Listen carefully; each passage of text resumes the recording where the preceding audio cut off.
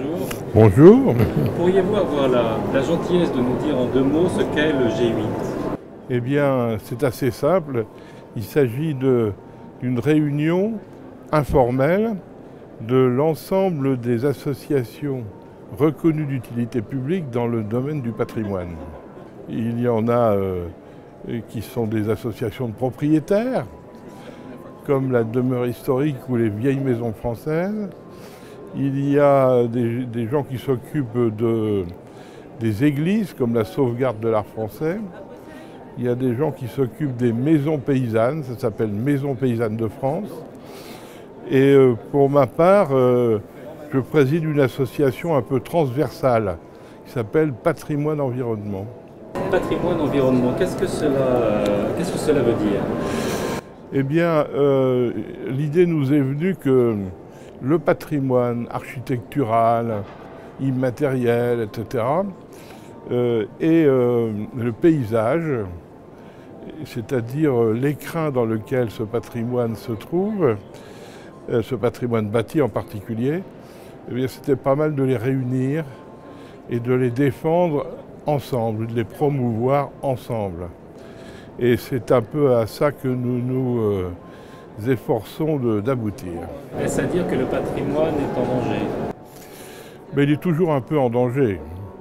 Il y a toujours des vandales. Alors les vandales, ils ont un peu changé. Aujourd'hui, ils s'attaquent plutôt au paysage. Par exemple, mettre autour du Mont-Saint-Michel un certain nombre d'éoliennes. Alors il y en a qui trouvent que c'est des grands oiseaux blancs. Nous, on a un peu tendance à penser que ça abîme beaucoup la vue qu'on peut avoir de cette merveille. Puis des choses comme ça, il y en a pas mal. Et puis il y a aussi dans un certain nombre de villes des municipalités qui sont formidables et qui s'occupent de leur patrimoine. Et puis il y en a quelques autres qui ont un peu tendance à essayer de le faire disparaître pour mettre à la place ce qu'on appelle un urbanisme de projet. Dans le cadre de votre activité, quelle est l'importance des experts?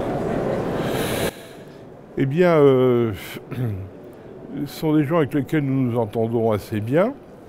Nous nous efforçons même de leur demander de venir nous aider. Par exemple, je vous donne un exemple très récent.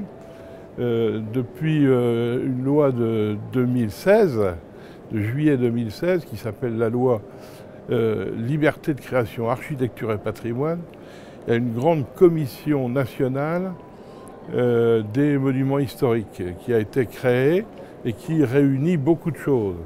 Et à l'intérieur de cette commission nationale, il y a une section pour les objets, il y a une section pour les instruments de musique, je ne vous en cite que 2, on est en plein dans le sujet je crois, et un certain nombre de gens qui sont nos adhérents sont des gens qui ont une expertise incontestablement dans ce domaine, et étant donné que nous avons un collège des associations dans ces sections, nous leur demandons de venir nous aider pour participer à ce collège. C'est un exemple. Mais nos routes se croisent souvent. Quels sont d'après vous les enjeux pour la protection du patrimoine dans les années à venir? Alors, je pense qu'il y a d'abord un problème budgétaire. Si vous voulez, globalement, le budget de ce qu'on appelle la mission patrimoine du ministère de la Culture, c'est pas grand-chose. C'est 350 millions, quelque chose comme ça, un peu moins ou un peu plus, selon les années. Et par conséquent, il faut absolument que les autres collectivités s'en mêlent, mais s'en mêlent bien.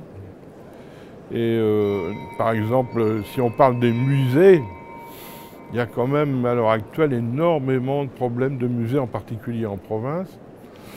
Et puis, je crois qu'il faut aussi absolument soutenir sous toutes les formes possibles le mécénat, parce que c'est le mécénat qui nous permettra de passer des années difficiles et d'aller vers l'avenir.